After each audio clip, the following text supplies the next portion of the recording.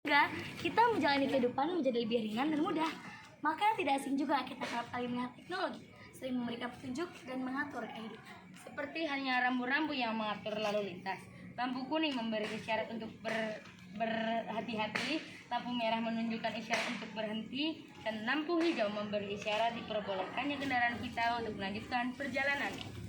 Dalam agama Islam, Al-Quran merupakan pedoman dan petunjuk bagi setiap orang yang bertakwa, di mana Al-Quran memiliki 3 aspek. Yang pertama, petunjuk akidah, yang kedua, petunjuk syariah, dan yang ketiga, petunjuk akhlak. Berbicara seputar petunjuk, dalam gramatika bahasa Arab ada istilah Isim isyarah yang secara bahasa adalah petunjuk. Menurut Syekh Ahmad Zaini Dahlan Al-Makki dalam karangannya Dahlan Alfiyah mengatakan bahwa isim isyarah adalah lafaz yang digunakan untuk menunjukkan sesuatu dengan bumbu jari atau sejenis. Syekh Muhammad bin Abdullah bin Malik Al-Andalusi dalam 1002 baitnya menjelaskan kaidah isim isyarah yang berbunyi Bidali mufradin mudzakarin asyir Bidi waliti ta'ala kufak tasyir Wadani tanilil musanna murtafi' Wa fi siwa hudaini tainid kurtuti' Wa bi'ula asyir li jam'i mutlaqo Wal madu awla wala darwari fiqo. Dalam syair bait pertama menjelaskan apabila musyar ilaihnya berupa laki-laki, maka isim isyarah menggunakan lafaz za. Dalam syair kedua bait pertama menjelaskan apabila musyar ilaihnya berupa perempuan, maka isim isyarah menggunakan lafaz ti, zi, dan ta. Seperti contoh dalam Al-Qur'an surat Al-Baqarah ayat 35 yang berbunyi A'udzu billahi minasyaitonir rajim. Bismillahirrahmanirrahim. Wa qulna ya Adamu uskun anta wa zawjukal jannata wa kula minha ragadan haitsu syi'tuma wa la taqrabu hadhihi syajarata fatakuna minadz zalimin. Yang artinya, dan kami berfirman, wahai Adam, tinggallah engkau dan istrimu di dalam surga, dan makanlah berbagai makanan yang ada di sana sukamu.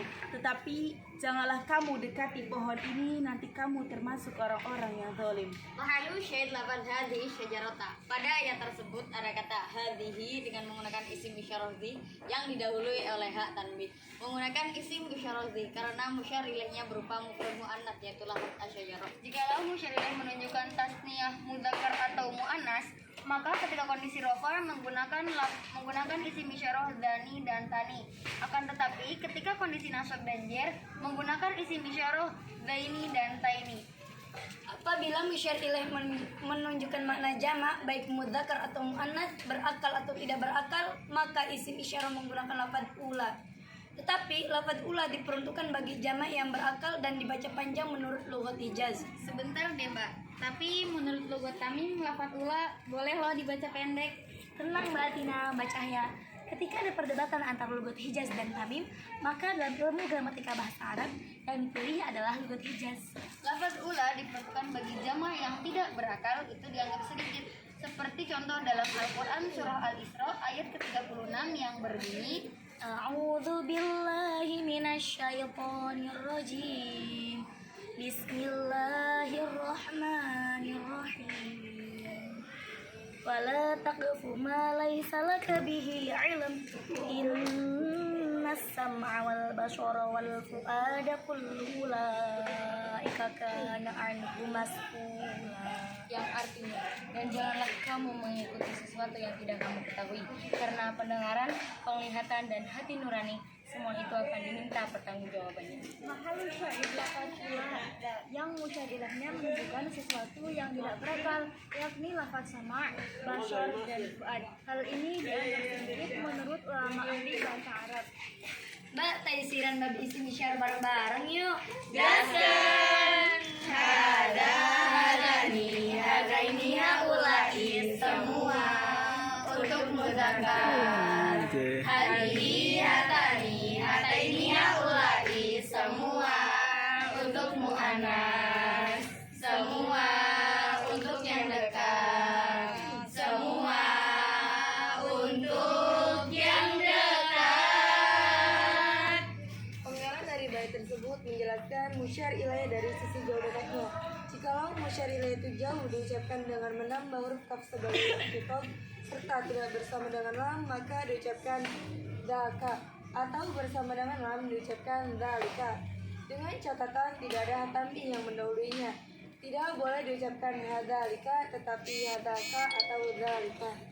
Ketika kita cermati baitnya Imam Ibnu Malik yang berbunyi waladal ba'din iko bil kafi harfan duna lamin omar walam yang kedam tanihar. Bisa disimpulkan bahwa musyar ilaih ditinjau jauh dekatnya itu hanya ada 2 tingkat saja.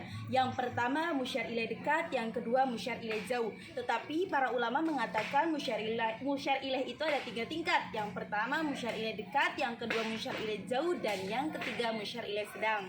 Sehingga ketika kita mengisyarahi seseorang yang dekat, maka menggunakan isim isyarah da dengan tanpa kaf dan lam. Untuk mengisyarahi seseorang yang sedang, maka menggunakan isyarah da dengan kaf.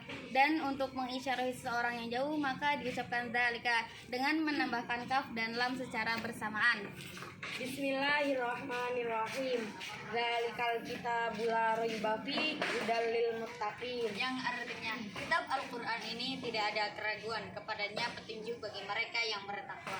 Pada ayat tersebut menggunakan isim isyarah yang jauh yaitu lafaz dalika untuk menunjukkan musyar ilaih yaitu lafaz al-kitabu.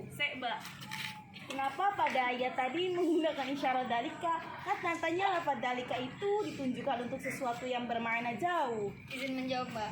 Jadi gini, dalam tafsir Al-Misbah karya Profesor Dr. Muhammad Quraisyhab menyebutkan isim isyarah jauh bertujuan untuk memberikan kesan bahwa Al-Quran memiliki kedudukan yang amat tinggi dan jauh dari jangkauan makhluk karena bersumber dari Allah Subhanahu wa taala.